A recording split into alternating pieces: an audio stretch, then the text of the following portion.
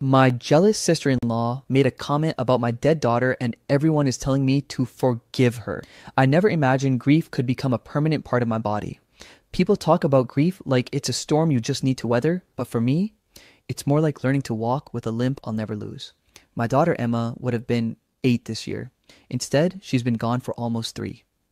I still wake up expecting to hear her soft footsteps padding down the hallway on Saturday mornings. When she passed, my husband Nathan and I made a silent promise. We'd keep her memory alive, no matter how much it hurt. Some years, it's just the two of us, lighting a candle and watching her favorite movie. Other years, we invite family to join us, even though that part always makes me nervous. This year was supposed to be different. It wasn't an anniversary of her death, it was her birthday. Nathan thought hosting a small dinner with family might help me feel less alone. I wasn't sure, but I didn't want to dampen his hope, so I agreed. The night before the dinner, I was in the kitchen, kneading dough for the homemade rolls Emma used to love. Nathan came in, his phone still in his hand. "Babe," he said carefully, "I told my mom and dad, and also Claire." My stomach tensed. Claire, his sister, my sister-in-law, the human embodiment of sandpaper. Claire and I had never gotten along, but I used to think it was just personality differences. She's loud, competitive, always needing to be the center of attention. But after Emma was born, she started making comments that stung. Little jabs about how I got lucky marrying Nathan because he's the responsible sibling, or how Emma was spoiled because I didn't have to work as hard as other moms. Nathan always told me to ignore her. "She doesn't mean it," he'd say. But the truth was, Claire had this undercurrent of jealousy running through her. She wanted what I had. Not Nathan specifically, I think, but the stability, the love, the home. She'd been divorced twice, bounced from job to job, and was always in some kind of drama. I forced a smile. "Okay, as long as she can behave herself." "She will," Nathan said, kissing my temple. "It's Emma's day. Everyone knows to be respectful." The next day, the house smelled like roast chicken, rosemary, and fresh bread. I'd set the table with Emma's favorite pale blue plates, the ones with tiny white flowers along the rim. They were chipped in a few spots, but I couldn't bear to throw them away. Nathan's parents arrived first, bringing a pie from the bakery down the street. Then came his younger brother, Mark, with his girlfriend. And finally, Claire. She breezed in like she owned the place, wearing a low-cut dress and perfume so strong it could have knocked a bird out of the sky. She hugged Nathan, then gave me one of those limp, one-second hugs that feel more like a polite chore than affection. "Wow," she said, glancing at the table. "You went all out. Didn't know a dead kid's birthday was such a big production." The room went silent. My hands went cold. My heart started pounding so loudly I could hear it in my ears. Nathan froze mid-step, pie knife in hand. "Claire, what the hell did you just say?" Claire's eyes widened like she'd just realized she'd spoken aloud. I didn't mean, I was just saying, it's unusual. That's all." Mark muttered something under his breath. Nathan's mom cleared her throat and gave me a nervous smile like she was silently begging me not to make a scene. I didn't say a word. I couldn't. My throat felt like it was closing up. Dinner went on, but the atmosphere had changed. My appetite was gone. I stared at my plate, pushing food around. Claire chatted about her new business venture and how hard life is when no one helps you, as if she hadn't just ripped a hole in my chest. After dessert, everyone left. Nathan closed the door, turned to me and said, "I'm so sorry. I swear I'll talk to her. She crossed a line." I nodded, but my mind was somewhere else, not in our kitchen, not even in our house. I was back in the hospital room, holding Emma's small, still body, wishing I could trade places with her. I went upstairs, sat on the floor of her old bedroom, and cried until my voice was hoarse. That night, I decided something. I wasn't going to just let it go this time, not for the sake of family peace, not because she didn't mean it. Claire had taken something sacred and stomped on it, and everyone was acting like it was just awkward. But to me, it was war. The next morning, my phone started buzzing before I even made coffee. First, it was Nathan's mom. "Sweetheart," she said gently, "I know Claire said something inappropriate last night, but she's going through a rough time. Maybe try to understand her. She didn't mean it the way it sounded." I stared at the phone, trying to process the fact that she was already defending her. "She literally made a joke about my daughter being dead," I said, my voice flat. "I know," she replied quickly, "but Claire doesn't have tact. You know that, and she's lonely. She envies the bond you and Nathan have." My jaw clenched. "That's not my problem." Her sigh was heavy. "Just think about forgiving her, for the family's sake." By noon, I'd heard from Nathan's dad too. His version was shorter. "She's your sister-in-law. It's better to let it go." Then came the text from Mark, Nathan's younger brother. "She's an idiot, but mom's already making a big deal about keeping the peace. Just warning you." By the time Nathan got home from work, I was simmering. He set his keys on the counter and said, "Mom called me. I told her Claire was way out of line." "And?" I asked. "And she thinks you should try to move past it." He winced. "I told her that's up to you, but..." I cut him off. "Nathan, she didn't just say something rude. She mocked our grief. She reduced Emma's birthday to some kind of inconvenience. I'm not just going to move past it. I know, he said quickly, stepping closer. I'm on your side. But I think Claire's jealous. And when she's jealous, she tries to cut people down. That word jealous stuck in my head. It wasn't the first time I'd felt it. Claire had a pattern. When Emma was alive, she'd nitpick everything. Oh, Emma's got another new dress? Must be nice. You're lucky Nathan's the one paying the bills so you can play house? You know kids who are spoiled grow up entitled, right? It was like she wanted to dim any light that shined on me. But this was different. This wasn't a snide comment about my parenting or my clothes. This was stepping on the most fragile, sacred part of my life, and she did it in front of everyone. 2 days later, Nathan got a text from Claire asking if she could drop by to talk. I told him fine, but I wasn't going to sugarcoat my feelings. When she showed up, she brought a grocery store bouquet. Peace offering, she said with a tight smile. I didn't invite her to sit. You know why I'm upset, I said immediately. She looked down at her nails. I wasn't trying to be cruel. I don't understand why you make such a big deal every year. I mean, she's gone and it's sad, but my voice snapped like a whip. Stop. Just stop talking. Claire blinked, startled. You don't understand because you've never lost a child. And God willing, you never will. But if you think for 1 second that your discomfort with my grief matters more than my daughter's memory, you're even more selfish than I thought. Her jaw tightened. I said I was sorry. No, I said coldly. You said you didn't mean it? That's not the same as being sorry. She left a few minutes later, bouquet still in her hands. That night, Nathan's mom texted me again. You made her cry. She was trying to apologize. This isn't what Emma would want. That last sentence, this isn't what Emma would want, burned like acid. Because here was the truth. They weren't telling me to forgive for my own peace. They were telling me to forgive for theirs. And suddenly, I realized something I hadn't before. Claire didn't just say what she said out of jealousy. She said it because she thought she could get away with it. She thought the family would shield her, and from the way they were acting, she was right. After the second forgive her message, in 2 days, I started keeping my phone on silent. It wasn't that I didn't want to talk to anyone, I just didn't want to hear one more person telling me I was overreacting. But the quiet gave me too much time to think. Why was Claire so bitter toward me? Jealousy was the easy answer, but jealousy of what? Nathan? Our marriage? My old job before I became a stay-at-home mom? I thought back over the years to every sideways remark and every eye roll when someone complimented me. It always felt deeper than just sibling rivalry. A few days later, I ran into Mark Nathan's younger brother at the coffee shop downtown.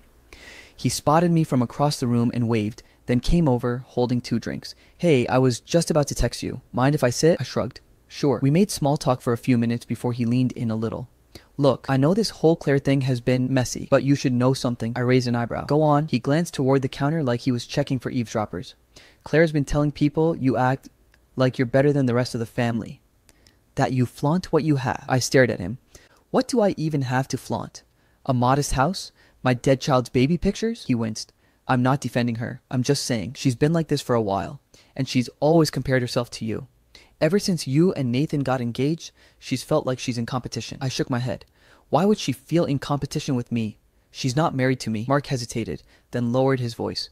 Because she wanted to be the one with the perfect marriage. She wanted to be the one who got it right. And when she didn't, she needed someone to blame. Something in my stomach twisted.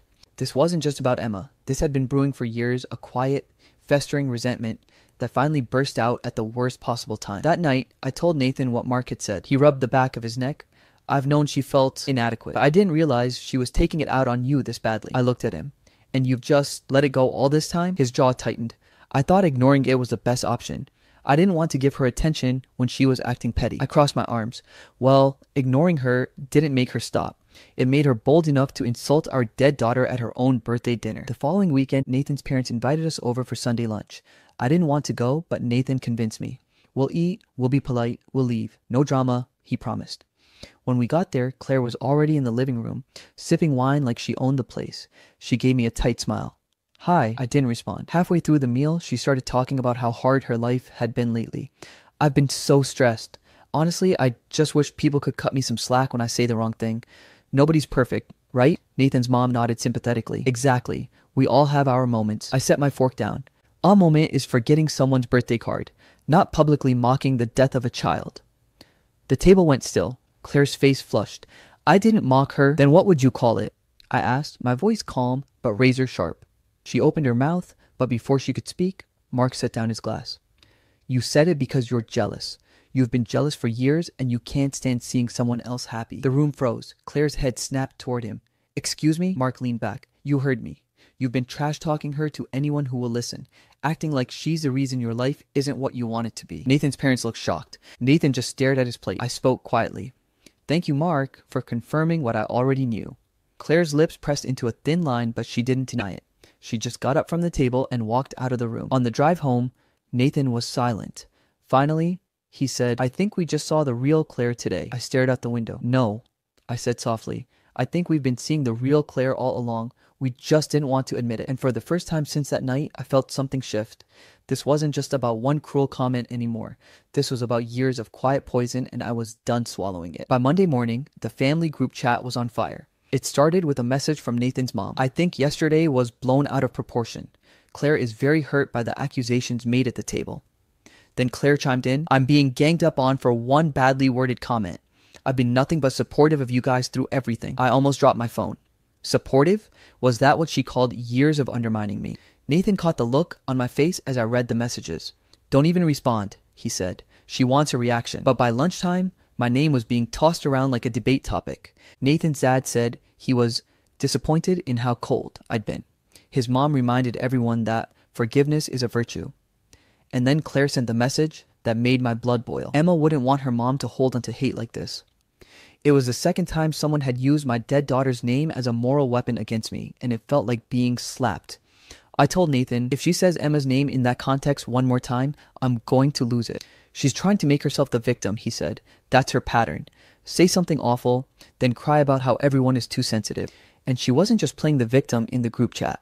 Later that afternoon, Mark called me and said Claire had been reaching out to extended family cousins, aunts, even Nathan's old family friends, telling them I'd attacked her at Sunday lunch. She's saying you humiliated her in front of everyone for no reason, Mark said. She's leaving out the part where she made a joke about Emma in front of you. Of course she was.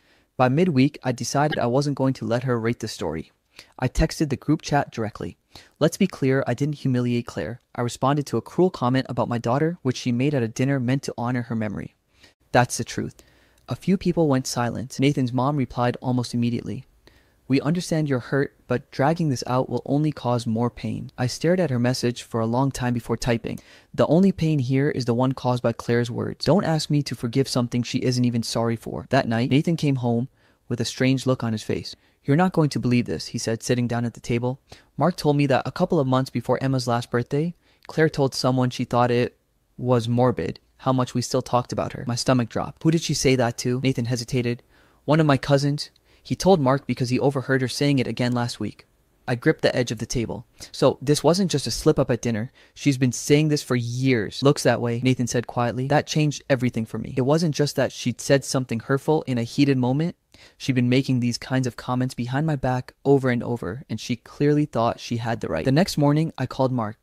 I need to know exactly what she's been saying and for how long. He sighed. You sure you want to hear it? Some of it's bad? Yes, I said. I want every word. No more surprises. When he finally told me, I sat in stunned silence. It wasn't just jealousy, it was contempt. She'd called me dramatic for crying on Emma's anniversaries. She'd said Nathan and I were milking the sympathy to get attention from the rest of the family. And the worst, she'd said she was glad she didn't have to listen to Emma's bratty voice anymore. I didn't even realize I was crying until Nathan came into the room and pulled me into his arms. She's not just toxic, I said through clenched teeth. She's hateful. Nathan's jaw tightened.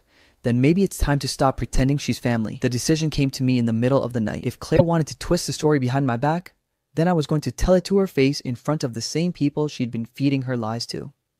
Nathan didn't love the idea at first. You really want to do this in front of everyone? Yes, I said without hesitation. If I talk to her privately, she'll twist it. If I say it publicly, she can't pretend it didn't happen. Perfect opportunity came a week later. Nathan's parents were shard hosting a casual Sunday dinner. Normally, I'd avoid it like the plague, but this time I told Nathan, we're going, and we're staying until I've had my say. When we arrived, the living room was already full. Nathan's parents, Mark and his girlfriend, a couple of cousins, even one of Nathan's uncles, who rarely came to family things, and of course, Claire. She was on the couch with a glass of wine, telling Nathan's mom about some awful misunderstanding she'd been dealing with. Her eyes flicked to me when I walked in, and I swear I saw the corners of her mouth lift. She thought she was winning. We went through the motions of small talk and dinner, though I could barely taste a bite. My heart was thudding so hard I could feel it in my ears. But when dessert plates were being cleared, I set my fork down and said, there's something I need to address before we go. The room went quiet. I've been hearing, I continued, that there are some misunderstandings about what happened at Emma's birthday dinner. So let's make sure we all have the same information. Claire stiffened. I don't think now is the— No, I cut in sharply. Now is exactly the time, because I'm done letting you talk about me when I'm not in the room. I looked directly at her. At Emma's dinner, you said, and I quote, "Didn't know a dead kid's birthday was such a big production." That is what came out of your mouth. Her cheeks flushed pink. I already said— No, I interrupted again, my voice calm but firm. You didn't apologize. You said you didn't mean it. But here's the thing. I've since learned you've been making similar comments for years. That it's morbid I still talk about my daughter. That I'm milking sympathy. That you're glad you don't have to hear her voice anymore. A stunned silence fell over the room. Claire's eyes darted to Nathan's mom, who looked like she'd swallowed something sour. That's a lie, Claire snapped. Mark heard it himself, I said without breaking eye contact. And others have too. So either they're all lying or you're not the victim you've been pretending to be. Claire's voice went up an octave. This is ridiculous. You're just twisting everything because you hate me. I leaned forward slightly. No, Claire, I don't hate you. I just see you for who you are now, someone so jealous and bitter that you'd attack a grieving mother to make yourself feel bigger. Her wine glass trembled in her hand. You don't know what my life has been like. I didn't let her finish, and you clearly don't care what mine has been like, so don't you dare talk about what Emma would want. You don't get to speak her name again. The silence stretched so long I could hear the hum of the refrigerator. Finally, Nathan's uncle cleared his throat and said quietly, "That was out of line, Claire. All of it." Mark nodded. Glad someone finally said it. Nathan's mom started to speak, but Nathan beat her to it. Mom, this isn't about family peace anymore. This is about respect, something Claire has never shown my wife. Claire's face crumpled, but it wasn't guilt. I saw it was anger. She stood up abruptly, grabbed her purse, and walked out without another word. On the drive home, I felt lighter. Not happy. I doubted I'd feel happy about any of this, but I'd finally taken back some control. She's going to hate me more than ever now, I said. Nathan glanced over at me. Good. Maybe she'll finally leave us alone. I wasn't so sure. Claire wasn't the type to back down quietly. And deep down, I had a feeling she wasn't done. For 3 days after the Sunday dinner, things were eerily quiet. No texts from Nathan's mom, no group chat activity, no mysterious, accidental calls from Claire. It was almost enough to make me believe she'd finally backed off. Almost. By Thursday, I got my answer. I was at the grocery store when an old acquaintance from the PTA stopped me in the baking aisle.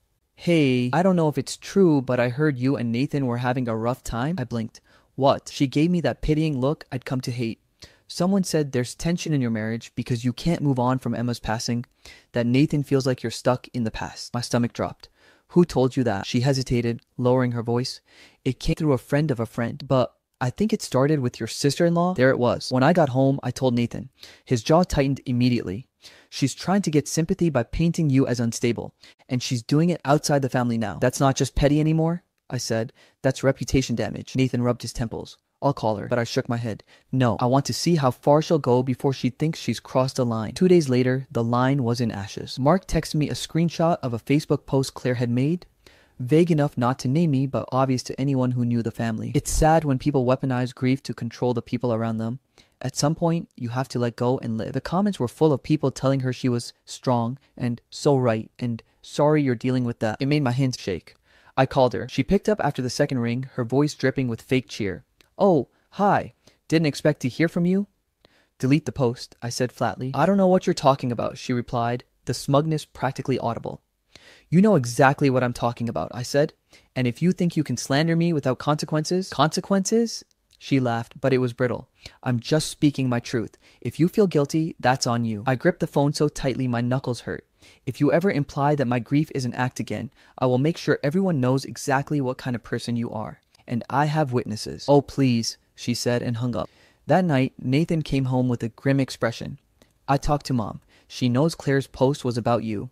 She thinks you should just ignore it. I stared at him.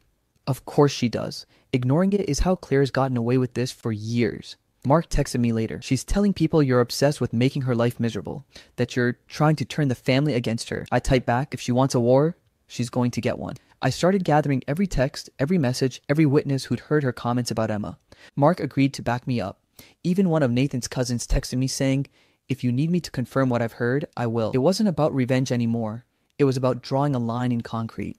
If she wanted to keep dragging my daughter's name into her drama, she was going to pay for it socially, if not legally. I knew better than to think it meant the war was over. It was just a silence before the next attack. For 3 days, the quiet held. Nathan went to work. I cleaned the house. We had dinner together like nothing was wrong, but underneath it all, my stomach was knotted tight. Every time my phone lit up, I braced myself for whatever Claire was about to throw at me next. The blow finally came in the form of a text from Nathan's mom. "We're having a get-together this weekend. You and Nathan should come. It would be nice to have everyone together again." I read it twice, then turned the phone toward Nathan. "You think this is about your dad's birthday? Or about ambushing me?" Nathan frowned. "Probably both." I told him I didn't want to go. I'd had enough family reunions that turned into thinly veiled interventions. But Nathan has always been more hopeful than me. "Maybe it's just dinner," he said. "We'll go. If it gets ugly, we leave." I agreed, but only because part of me was itching to see what Claire's next move would be, and I wanted to be in the room when she made it. We walked into his parents' house, and I could feel it immediately, the tension that hums under people's skin when they're pretending to be fine. The living room was full. Nathan's parents, Mark and his girlfriend, 2 cousins, and of course Claire. She was perched on the couch like a queen, glass of red wine in hand, wearing an expression that hovered somewhere between smug and innocent. She didn't greet me, just gave me a once-over and looked away. I busied myself in the kitchen, helping Mark's girlfriend arrange appetizers. I stayed far enough away from Claire that I could breathe, but close enough to hear her voice carrying across the room. She was telling one of the cousins about a hilarious thing that happened at work, laughing just a little too loud. I was halfway through slicing cheese when I caught a muttered comment. Soft, but not soft enough. "Guess grief isn't such a big deal when there's wine involved." The knife paused in my hand. I turned slowly, locking eyes with her. "Do you want to repeat that?" Her face was the picture of wide-eyed innocence. "What?" "I didn't say anything about you." My voice was steady, but my hands were trembling. "You think I don't hear you, Claire, but I do, every time." The room went quiet. Even the clinking of cutlery stopped. That was when I stopped holding back. "You've spent years bad-mouthing me," I said, stepping into the living room so everyone could hear, "about my marriage, my parenting, and now my grief. And since you clearly have no shame, let's go ahead and put it all on the table." She smirked, but her voice was sharp. "You're overreacting. You always do." "No," I said, louder this time. "I've been underreacting for years. You've called me spoiled. You've said I play house while Nathan pays the bills. You've told people I milk sympathy because my daughter is dead." My voice cracked on that word, but I pushed through it. "And now you think you can make little jokes about her and still get invited to dinner." Claire's smirk faltered. "You're twisting things. I never—" "You did," Mark's voice cut in. He was leaning forward, eyes locked on her. "I've heard you. Other people have too. Stop pretending you're the victim." Her cheeks flushed. "You're just taking her side because she's—" That's when Nathan stood up. "I've seen my husband angry before, but never like this." His voice was low, dangerous. "You talk about my wife and my daughter one more time, Claire, and I swear—" She rolled her eyes. "Oh, what? You'll hit me?" It happened so fast I barely had time to register it. Nathan didn't shout. He didn't lunge. He just stepped forward and slapped her across the face. Not hard enough to hurt her physically, but loud enough to echo in the room. Gasps erupted around us. Claire's hand flew to her cheek, her mouth opening and closing like she couldn't decide whether to cry or scream. "Let's go," Nathan said to me. I didn't look back. We drove home in silence, both of us still vibrating with adrenaline. When we got inside, Nathan dropped his keys on the counter and said, "That's it. We're done with them." I didn't even ask who them meant. I knew Claire, his parents, anyone willing to excuse her. The next day, my phone lit up with Mark's name. "Just so you know, I'm done too," he said as soon as I answered. "When Mom took her side after everything she said about Emma, I'm out. You guys don't deserve that." It was like a weight lifted off my chest. Knowing that at least someone else in the family saw the truth and wasn't afraid to act on it gave me more relief than I'd expected. Over the next few days, more messages trickled in. A few extended family members sided with Claire, parroting the family peace nonsense. Others quietly told me they understood. I didn't respond to most of them. I didn't have the energy to rehash the same wound over and over. It's been 4 days since that night, and the dust is still settling. Part of me is angry that it took something as dramatic as a public slap for people to see Claire for who she really is. But a bigger part of me feels free. Nathan's made it clear. No more contact. No more family gatherings where she might be. No more pretending for the sake of keeping the peace. I don't know if I'll ever write about this again. I'm tired. Tired of defending my grief. Tired of excusing cruelty. Tired of letting someone like Claire take up space in my head. But I do know this. Emma deserve better than to have her memory treated like a punchline. And I deserve better than a family that thinks I should forgive that kind of cruelty. So, we're moving forward without Claire, without his parents, without anyone who can't understand that grief doesn't come with an expiration date. And for the first time in a long time, I'm okay with closing that door.